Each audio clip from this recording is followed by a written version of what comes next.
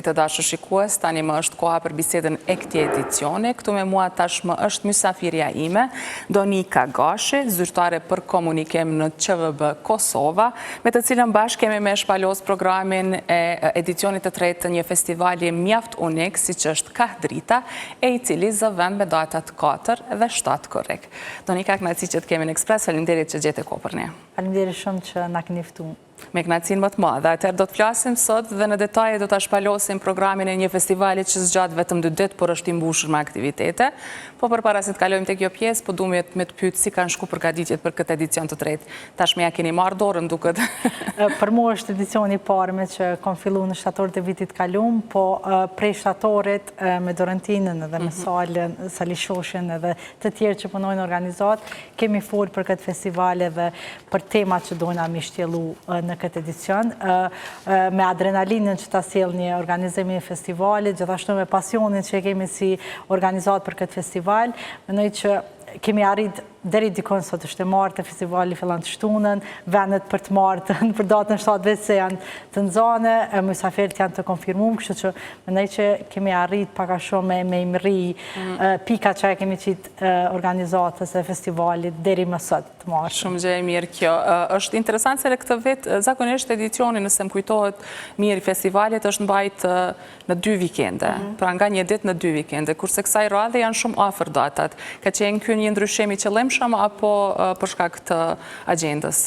Në fakt ka qenë për një vikend, ka qenë 2 ditë radhazi, edhe tani e ka një në mes, po. Tash është me datën 4 dhe me datën 7, arsyeja ka të bëjë tërësisht është logjistike, për shkak se koncerti që mbahet në datën 4 është deri natën vonë, mas të nesërme nuk është pothuajse e pamundur që mos zgjuhet dhe me bëhet ecjen, për këtë arsye kemi vendosur që me bë me datën 7. Pra ka qenë e qëllimshme dhe ka shumë kuptim nga kjo që e shpjegove mirë. Të kthehemi tani te programi, po e shpalosim një herë pjesën e parë të ditës parë, ta themi kështu, të festivalit, që është 4 korriko, e ku kryesisht dominon arti, muzika, filmi e gjithçka tjetër. Në fakt, tema e këtij edicionit të Kahdrita është transhumanca, për gjithë ata që ndoshta me siguri që njojnë praktikën, po termi më kam pak i panjohur, ka të bëj me ecjen e deleve në Bjeshk, që fillon në fillim të verës, edhe ato kthehen normalisht në fund të verës.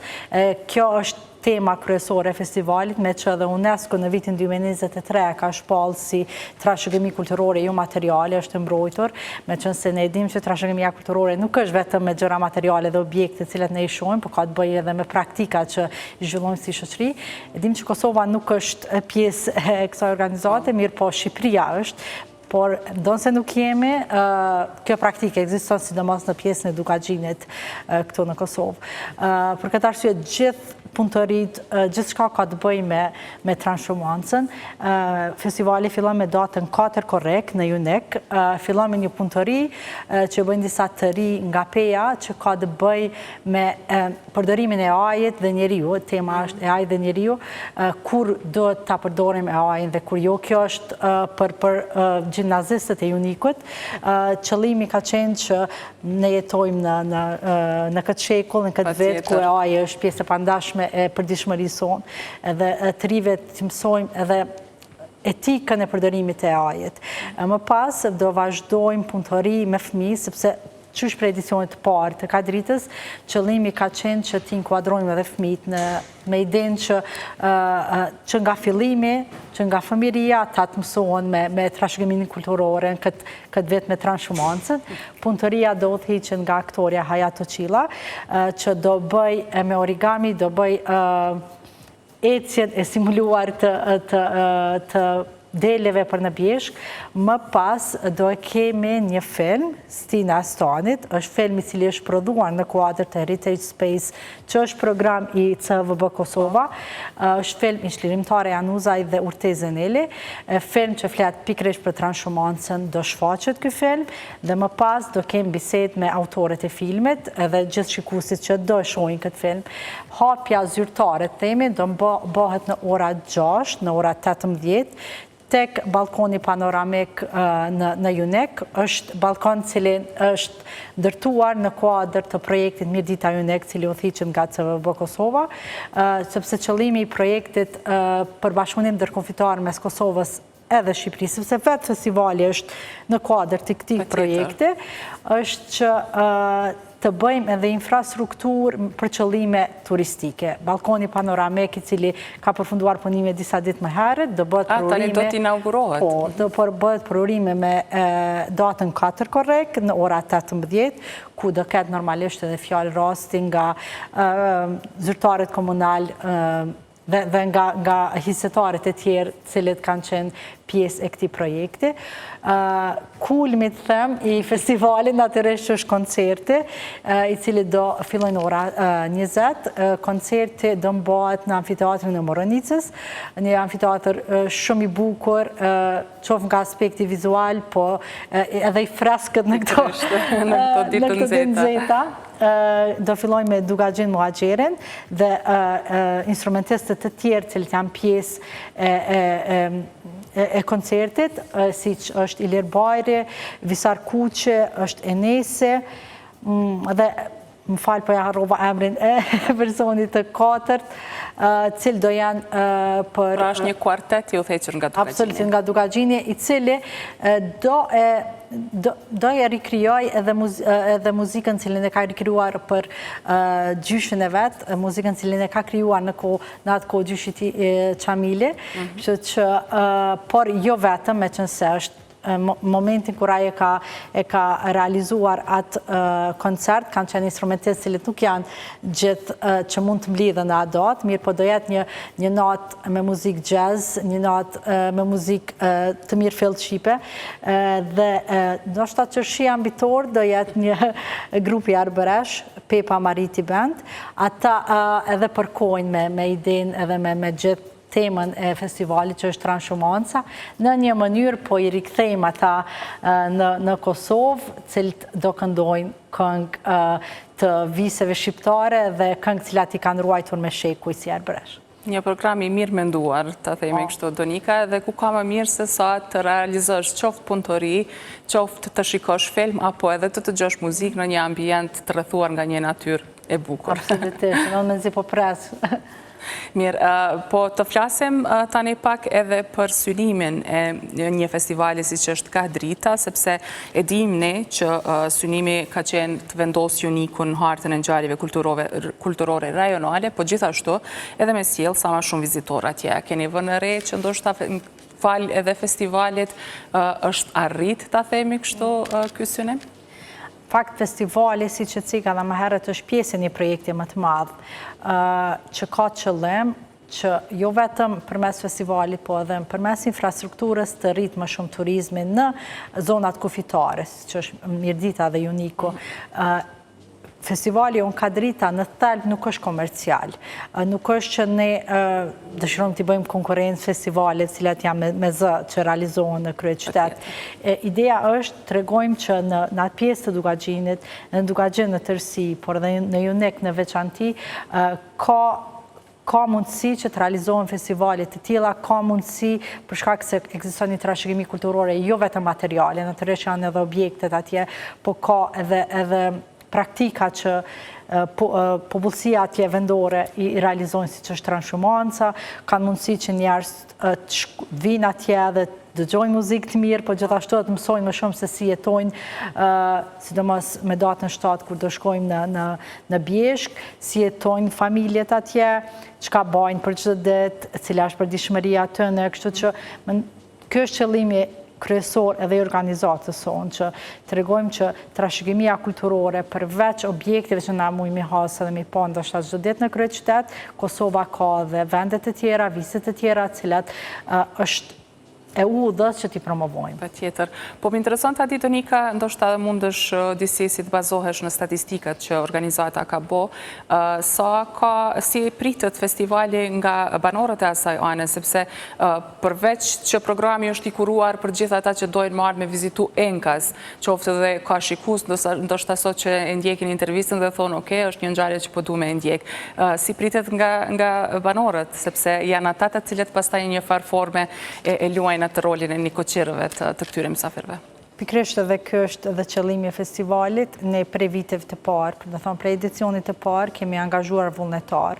Qëllimi i vullnetarëve është të shohin edhe nga afër se si realizohet një festival. Edhe këtë vetë natyrisht do i kemi 30 vullnetar, cilët do jenë pjesë e ekipit tonë, do shohin se si realizohet festivali në vendin e tyre. Unë mendoj që nganjëherë duhet me ardhur dikush ndoshta nga larg unikut, në mënyrë që me pa se sa e bukur është vendi tënë, sa e bukur është Kosova, sa shumë ngjyra ka Kosova, sa i përket trashëgimisë kulturore.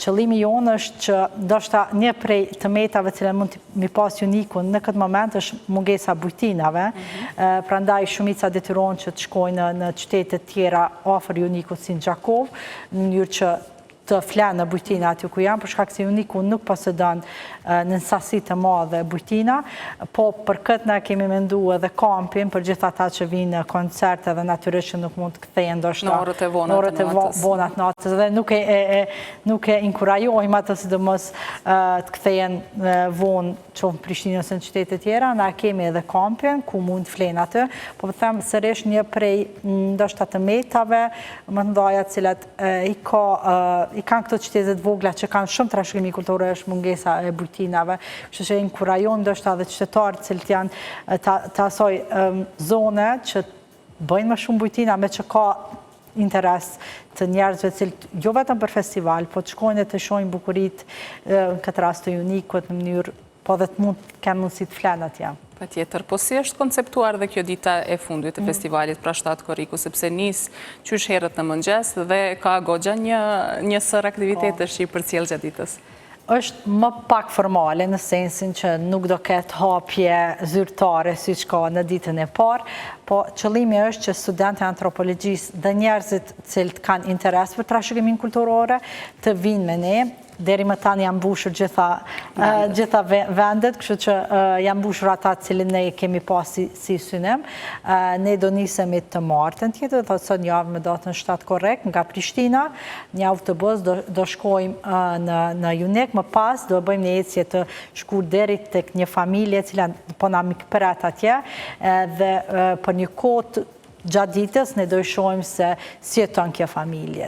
Do shohim si përgatisin kosin, qumshtin, edhe produktet të tjera, do i shohim delet që jetojnë atje për këtë periudhë të vitit, me që ata kanë shku gjatë fillimit të verës dhe do janë atje deri në fund të verës.